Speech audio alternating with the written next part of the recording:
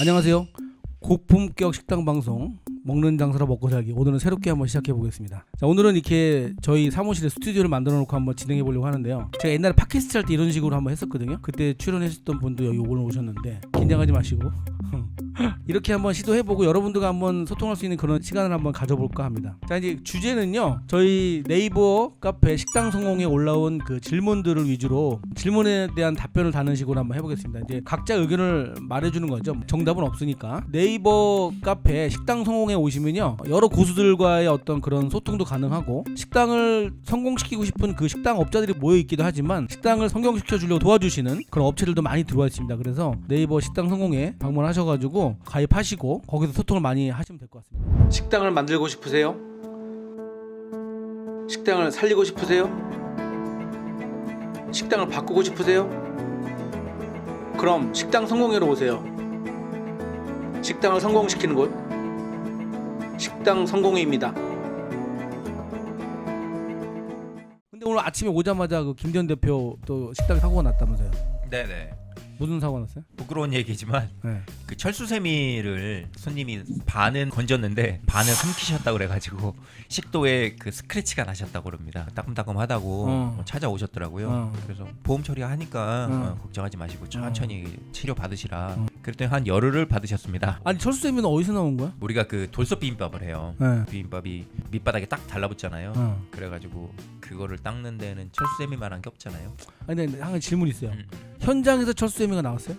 현장에서. 현장에서 음식에서 철수세미 딱 보여주면서? 네. 나는 16년째 17년째 지금 식당을 하고 있잖아요. 지금 이 음식물 배상 보험을 처음 사용해 지금. 아 처음 사용하고? 처음 사용해. 이런 사고가 한 번도 없었는데 지금 사고가 났는데 좀 네. 크게 났네요. 네. 아무튼 그분은 잘 치료하시면 될 것 같고, 식당에서 그 철수세미를 쓰는 방법에 대한 제가 얘기를 좀 드리면, 네. 저희 같은 경우에는 월요일날 철수세미를 시작해서 쓰면 일주일 정도 쓰거든요. 그럼 딱 폐기. 그러니까 기간 두고 폐기시키는 거야. 그래야 되는데. 철수세미는 기간이 되면 폐기시켜야 돼. 그리고 철수세미가 오래되면 이제 끊어지잖아요. 이게. 맞아요. 끊어져. 그래서 나오니까. 철수세미 뭐 써봤어요? 아니 뭐 철수세미야 뭐 집에서도 쓰고 하는데 확실히 오래 쓰면은 너덜너덜해지는 게 확실히 그래 끊어지지. 예전에도 식당 했었으니까 그 스시로라고 스시집도 거기 일했어요? 운영했었는데 그때 저도 크게 한번 사고 났었어요. 배탈. 배탈 정도가 아니 식중독 걸렸다고 찾아오셨는데 그분이 또 하필 임신 나도 그랬어. 임신하신 분이 관계 있어. 그러면 너무 미안해. 그렇죠. 다른 건 모르겠는데 임신하신 분하고 노약자가 만약에 그런 사고 터지면 너무 미안해. 그분은 또 신고까지 하셔가지고 어디다 구청에다? 그래서 역학조사 나와가지고 그게 만약에 식약처에서 수거해간 도마나 칼의 대령이 나온다, 무조건 나오지 않나? 영업정지 1개월 나온다. 거기가 이제 몰에 들어간 거니까 다행이다. 네가 그 얘기하니까 나도 생각나는데 17년 만에 처음으로 정기적 검사 말고 누가 신고했다고 그래가지고 우리 집에 왔어요. 며칠 전에. 그 학교 앞이라 정기적으로 1년에 2번씩 나오거든요. 그래서 뭐 보건증이나 이런 것들, 뭐 우리 냉장고 정리 이런 것들 평소에 잘해놓으니까 민국형의 강의를 듣고 우린 잘하잖아. 잘해놔가지고 별 탈 없이 넘어가긴 했는데 처음으로 나왔어. 근데 그렇게 뭐 도마까지 이렇게 싹 훑어가지고 가고 그랬으면 무조건 거기에 대장군 나오잖아. 무조건 나오지. 대장군 무조건 나오지. 그걸 안 나올 수가 없어. 근데 이제 식중독 사고 나면은 보통 업체들 쉬쉬하잖아. 왜냐면 그거를 이제 공개적으로 나오면 이제 골치 아파지고. 그렇지. 근데 이제 식당에서는 적극적인 대처가 필요해. 맞아. 얼마 전에도 그 카페에 올라온 글 중에 음식에서 바퀴벌레 나왔다 이거야. 음식 바퀴벌레 나왔는데 그 업주의 태도가 마음에 안 들었다 이거지. 미안하다고 말했지만 업주가 이런 거지. 미안합니다. 뭐 또 죄송하게 됐습니다. 그런데 이 사람 손님은 또 집요하게 너 무릎 꿇어 이런 식으로 나온 거야. 그러니까 장사 이렇게 어렵게 하는데 뭐 이런 식으로까지 나옵니까? 또 이런 거야. 그러니까 이게 둘 다 싸움이 되는 거지. 그러면 안 돼. 그냥 무조건 미안하다고 하고 어쨌든 최대한 조치하겠다. 보험 처리하고 보험비다 적게 요구하면 보험보다 적게 해주면 돼요. 이거는 무조건 내가 그냥 비용이 아깝다고 생각하면 돼. 무조건 처리해야 돼. 맞습니다. 그거는 그 자동차 보험이랑 똑같은 거잖아요. 자동차 사고 나게 되면 보험사에서 다 알아서 처리하니까 그 사람의 진위를 떠나가지고 그건 보험사에서 알아서 해결해줄 얘기니까. 지금 여기서 제가 두 가지의 그런 깨달음이 왔어요. 첫 번째는 뭐냐면 그 형이 말한 것처럼 내 수세미 관리를 되게 많이 했거든요. 항상 잔소리를 한다든지 그냥 웃으면서 이거 버려요. 이때까지 이렇게 쓰고 있어 막 이러면서 버린다든지 아니면은 내가 실제로 보면은 내가 버린다든지 계속 그거에 대한 인식을 줬는데 이거를 내가 몇 달 동안 이걸 안 한 거야. 그랬더니 이제 사람들도 바뀌고 하면서 아 내가 신경 안 썼으니 터질 것이 터졌구나 딱 그 생각이 들더라고. 그리고 두 번째는 서비스에 실패가 일어났잖아요. 거기에서 사실은 사람한테 어떻게 대처하느냐가 되게 중요하거든요. 첫 번째의 그런 뭔가 음식물에서 머리카락이 나왔다, 비빔밥에서 뭐 고추장이 빠졌다, 뭐 이런 것들에 대해서는 되게 흔하게 일어나는 일이잖아요 사실은. 근데 그 자체의 화보다는 사람은 아까 말한 것처럼 그거에 대해서 막 왜 나왔는지 설명하려고 하거나 아니면 그게 일어날 수 없는 거에 대한 변명을 내려놓거나 이런 거에서 화가 나는 거거든. 그러니까 첫 번째는 일단 손님이 막 그렇게 얘기하면 들으세요. 그러면 거의 7-80%는 거기서 자기가 얘기하다가 화가 풀려요.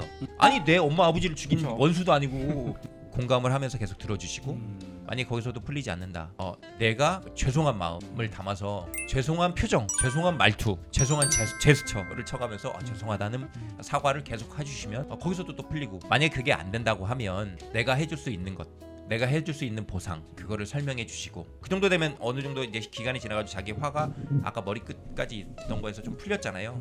그럼 차분차분히 설명을 해주시고, 만약에 뭔가 보통을 넘어가는 어떤 그런 요구를 해온다, 그거는 단호하게 대처할 그런 필요가 있습니다. 궁금한 건데 항상 그러면 음식값을 환불을 어디까지 해줘야 되나? 당연히 다 해주는 거야. 그러니까 이거 식당 사람들은 첫 번째 보험 처리도 뭐 하기 어려운 형편을 가진 사람들이 있어. 음식물 배당 보험에 자기 분담금이 10만 원 정도야. 옛날에 5만 원이었어. 그 전에 없었어. 없다가 5만 원, 10만 원까지 올라간 거야. 우리 집 같은 일식집은 더 비싸. 근데 그것도 보험회사마다 좀 달라. 어디는 10만 원, 어디는 20만 원 막 이래. 다 다른데 예를 들어 3명이 왔어. 한 사람이 초밥 배탈 난 거야. 이 사람만 배탈 났어. 손님 입장에서는 야 이씨 다 보상해줘야지 이거잖아. 그럴 때 무조건 적극적인 대처를 필요해요. 어떻게 해야 되는 거야? 그러니까 이제 다 보상을 해줘야 되는 입장이신 거예요. 그렇지. 아니 네가 손님이야. 만약 제가 손님이면은 일단은 배탈이, 근데 이게 좀 애매한 게 만약 수세미 같은 경우는 당장에 나온 거니까 이거에 대한 눈으로 기분이 보이니까. 잡쳤다 이런 느낌이라서 그 자리에서 환불을 해줄 수 있겠는데 3일 후에 와가지고 배탈 났다. 그래서 우리가 가족 식사 해가지고 12만 원 나왔는데 이거를 다 보상을 해줘야 되냐, 이 부분은 또 조금 좀 애매한 게 있는. 그러니까 그게 애매하니까 이제 싸움이 되는 거야. 그렇지. 손님 입장에서는 야 다 해줘야지. 근데 우리 입장에서는 전화해 보면은 배탈 나도 배운 것 같대. 그 다른 분들 괜찮으신 거. 어머니는 약간 설사네. 맞아. 그럼 이거를 김대현 대표 말한 대로 그냥 그런 단계적으로 서비스를 해주면 되지만 가장 빨리 이 대처하는 방법은 손님이 예를 들어서 나 배탈 났어, 나 엄청 아팠어 막 그래. 그러면 여기서는 이제 어떤 식으로 대답하냐면은 그러셨어요. 공감하라고 했잖아. 공감 다 들어줘. 공감해야 돼. 그다음에 빨리 치료해서요. 치료비는 저희가 알아서 할 테니까 일단 치료하시고 연락 주세요. 이 말로 딱 끝내도 일단은 그 사람의 그 화를 가라앉히고 시간을 좀 지체시켜줘야 돼요. 그러면 이제 한 3일 지나면 전화 와. 이거 뭐 어떻게 보상해요? 그러면 저희가 또 이럴 때를 대비해서 뭐 보험을 들어놔서 충분히 보상해드리니까 다 끝나시고 다시 한번 연락 주세요. 다 끝났어요. 뭐 얘기하면 그러면요 보험 쪽 연결해드리겠습니다. 이러면 두 가지 반응이나. 아니 뭐 이걸 보험 처리를 해 그냥 돈을 주면 되지. 그러면 병원비하고 얼마나 나왔습니까? 물으면 거기서 한 3만 원, 4만 원 나왔어요. 그러면 그냥 그렇죠. 바빠고 그냥 처리하면 되고 10만 원보다 넘으면 이제 저희가 보험 처리합니다라고 좋게 얘기하면 된다는 얘기야. 그러면 해결이 돼. 근데 막 무리한 요구를 한다면 죄송한데요. 보험회사가 말씀하셔야 돼. 이렇게 해서 자꾸 떠넘겨줘야 돼. 또 궁금한 게 무리한 요구라고 했잖아요. 네네. 그러니까 나는 보상을 좀 받아야겠다, 이렇게 요구하는 경우도 종종 있나요? 80%가 더 받으려고 그래. 내가 고통스러웠고 회사도 못 나갔으니까 여기다 보상을 해라. 그걸 보험회사에서 해주는 거야. 우리는 그 얼마 버는지 모르기 때문에 할 수가 없지. 그래서 반드시 보험을 들어놔야 돼. 그렇네요. 네네. 자동차 보험만큼 음식물 배당 보험은 반드시 들어. 그러니까 그게 그 화재 보험은 법적으로 들게 돼 있잖아요. 거기에 특약처럼 이렇게 붙어서 하는 거라 그건 맞아. 얼마 안 해요. 얼마 안 해. 근데 보험료는 이제 다 다르지만 음식물 배당 보험을 특약으로 넣기 때문에 얼마 안 해. 근데 우리 집 같은 게 좀 비싸지. 일식집은 비싸. 날 거 취급하는 집들은 비싸. 그거 몰랐네. 그리고 이제 여러분들 모르는 것 중에 하나 뭐냐면 음식물 배상 보험은 화재 보험 안에 들어있는 음식물 배상 보험을 들잖아요. 그러면 음식물 배상 보험은 아니라 화재 보험도 들잖아. 화재 보험 불만 나는 게 아니야. 2층에서 물이 샜어. 1층으로 물이 내려갔어. 피해 봤어. 무조건 배상해 줄 수 있어. 자, 오늘은 음식물 사고 김대현 대표 때문에 얘기 나왔는데 어떤 뭐 이런 사고들이 진짜 다양하게 나니까. 그렇죠. 매일매일 뭐 그런 일이 일어나죠. 매장에서 전화하면 덜컥 겁나. 별로 하면 안 돼. 점장님 실장한테 미안한 게 전화 오잖아. 딱 전화 통화했어. 근데 별거 아닌 거로 전화하잖아. 내가 짜증내. 아, 이런 걸 전화를 해. 그러니까 얘네들은 이제 뭐 약간 큰 사고만 전화를 하니까 가게에서 전화 오는 건 대표님 저희가 오늘 매출 너무 많이 찍어서 이런 전화를 안 와. 전화 오면 항상 문제 있는 것만 전화 오잖아. 그렇죠.